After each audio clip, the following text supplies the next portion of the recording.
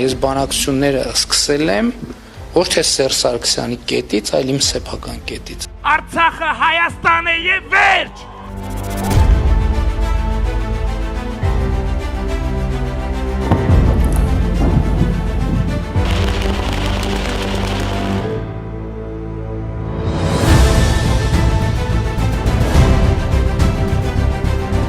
Սեփական կետից սկսած բանակցություն, արդյունքը հարցի օրակարգից դուրս բերում։ Պաշտոնական Երևանը հայտարարում է, բռնի տեղահանությունից հետո հարցը դուրս է եկել Հայաստան-Ադրբեջան հարաբերությունների կարգավորման օրակարգից։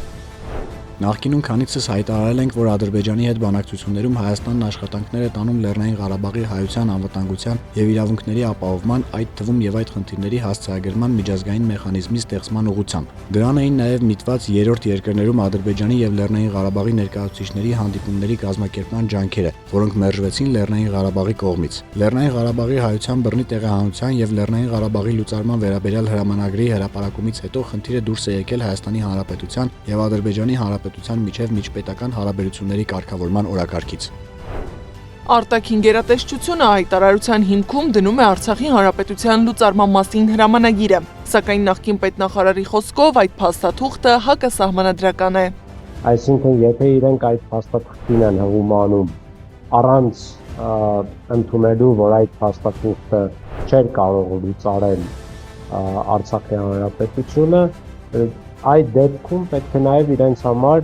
հիմք լիներ հետագա չեղարկման հրամանագիրը։ Լեռնային Ղարաբաղի կողմն է հրաժարվել երրորդ երկրում հանդիպումներ ունենալուց, որը կրկին ադրբեջանական թեզեր է կրկնում, այն դեպքում, որ ոչ թե մենք ենք հրաժարվել, այլ խոստացած միջազգային մեխանիզմը չեն ապահովել։ Նախ հայտարարել, որ Հայաստանն է Արցախի Հանրապետության միակ երաշխավորը, իսկ հետո սեփական քաղաքականությամբ կանաչ լույս վառել ագրեսորի համար։ Պատգամավորն իրար կողք է դնում պաշտոնական Երևանի հայտարարությունները եւ գործողություններն ու ասում, սա դուրս է եւ քաղաքականության եւ բարոյականության բոլոր սահմաններից։ Սա նաեւ մարդկային վարքականոնի եւ էության մեջ ասենք անբարոյական վարքագիծ է նաեւ։ Հիմա այլ ասել, որ Արցախի բնակիչների արցախահայության իրավունքները փակված է համարում։ Արցախի հարցը փակված են համարում Ալիև Էրդողանն ու Նիկոլ Փաշինյանը։ Ուրեմն իմ գնահատականը մեկն է՝ դավաճանական, հակապետական հայտարարություն, նաև սեփական հանցագործությունը գիտակցող մարդու հայտարարություն։ Արցախի հարցը օրակարգից դուրս բերելը նորություն չէ, ասում է Արցախի մարդու իրավունքների պաշտպանը։ Կառավարությանն ուղղված պահանջագրի հիմնական կետը հենց դա է՝ Արցախ վերադարձի հարցը առաջ բերելով օրակարգ վերադարձնել նաև Արցախի հարցը։ Այն, որ դուրս բերված է, դա նորություն չէ մեզ համար, բայց մենք պահանջել եւ շարունակելու ենք պահանջել, որ Հայաստանի Հանրապետությունը որպես մի երկիր, որ 30 տարի շարունակ եղել է արցախցիների իրավունքների երաշխավորը, ուղղակի չի կարող մի օր զարթնել եւ ասել վերջ, ես էլ չեմ քննարկել այդ հարցը, այլ պետք է օգտագործի խողովակներ այդ հարցը օրակարգում պահելու համար։ Սակայն քանի դեռ պաշտոնական Երևանը բացահայտ ձեռքերը լվանում է Արցախի հարցից, գնդակը հայտնվում է Արցախի պետական կառույցների դաշտում։ Արցախ վերադարձի ու արցախցիների իրավունքների համար պայքարողը այս փուլում հենց այդ կառույցներն են։ Կա ձևավորված հանձնախումբ, հիմնարար իրավունքների պաշտպանության հանձնախումբ։ Այսօր արվում է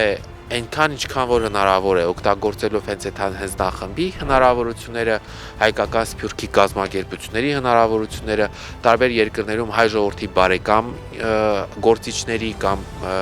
կազմակերպությունների հնարավորությունները, բայց դա բավարար չէ։ Սակայն քիչ ռեսուրսներ ունենալուն զուգահեռ ստեղծված հանձնախումբը կարողանում է միջազգային ասպարեզում հաջողություններ գրանցել։ Շվեյցարիայի խորհրդարանի կողմից ընդունված բանաձևերը նաև շատ մեծ մասով նաև այդ հանձնախմբի կատարած աշխատանքի արդյունք են եղել։ Բայց Բեգլարյանը շեշտում է, Արցախի պետական կառույցներին անհրաժեշտ է պաշտոնական Երևանի աջակցությունը, խնդիրներն ավելի լսելի դարձնելու համար։ Հայաստանի գործող կառավարության լռությունը շատ հաճախ դառնում է ալիբի թշնամու ձեռքին։ Արցախի իշխանությունները պետք է ակտիվ լինեն եւ որպես լեգիտիմ ներկայացուցիչներ ներկայացնեն Արցախի ժողովրդի շահերն ու իրավունքները միջազգային հարթակներում, ռեսուրսներ չկան պայքարի Արցախի պետական ինստիտուտների ձեռքին։ Իհարկե նաև կարողությունների լուրջ խնդիր կա, չհաշված, որ լծակներ ազդեցության չկանել միջազգային հանրության հետ բանակցելու կամ Ադրբեջանի հետ բանակցելու,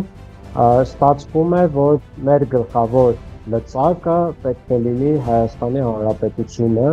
Իսկ երբ միջազգային կառույցներում խոսում են Արցախի հարցի եւ արցախցիների վերադարձի իրավունքի մասին, падգամավորները ստանում են հետեւյալ պատասխանը. Ձեր խոսքն ու ձեր կառավարության տեսակետը հակասում է միմյանց։ Միջազգային ատյաններում ես ստանում եմ նույն գնահատականը, բայց չէ որ Հայաստանի իշխանությունները հաշտ են այս իրականության հետ եւ դուք գնում եք խաղաղության, իրենք ուղղակի զարմանում են, որ պաշտոնական Հայաստանը բոլորովին այլ խոսույթի մեջ է։ Քանի մեր իշխանության գլխին այս ոչնչատեսիլներն են, որոնց համար պետությունը, ազգային պետական շահերը ոչինչ են, որին դեռ հաջողվում է մոլորեցնել, պատերազմի վախով մոլորեցնել հայ մարդուն, այսպես հայրենիքը ծախելով Արցախը, ինչ տեղ ունեցավ Արցախի հետ, հիմա արդեն Հայաստանի մասին է խոսք։ Պարտված քաղաքական ուժ ու պարտված ղեկավար, որը շարունակում է պաշտոնավարել։ Պատգամավորի խոսքով թշնամին օգտվում է հենց այդ հանգամանքից։ Պարտվածը չի կարող շարունակել իշխանությունը, իսկ պարտվածից կորզում են ամեն բան։ Եվ այսօր հայտարարել, որ Արցախյան հարցը փակված է, լինել ավելի քան սինխրոն, քան Ալիևն ու Էրդողանն, ուղղակի աներևակայել է։ Եվ սա ունի մեկ գին, Նիկոլ Փաշինյանի պաշտոնի գինն է, այդ աթոռի գինը։ Խոցված անվտանգություն, խոցված ինքնիշխանություն եւ օրորի նեղացող հայրենիքի սահմաններ, որին վերջ կարող է տալ միայն քաղաքական կուրսի փոփոխությունը, վստահեցնում են փորձագետները։ Պիտի գա նոր քաղաքական ուժ, որը կփոխի խաղի կանոնները, խառնելով թշնամու խաղաքարտերը։ Գառնի Մութաֆյան, Նոնա Գևորգյան, Էդիկ Մալաքյան, ABC Media։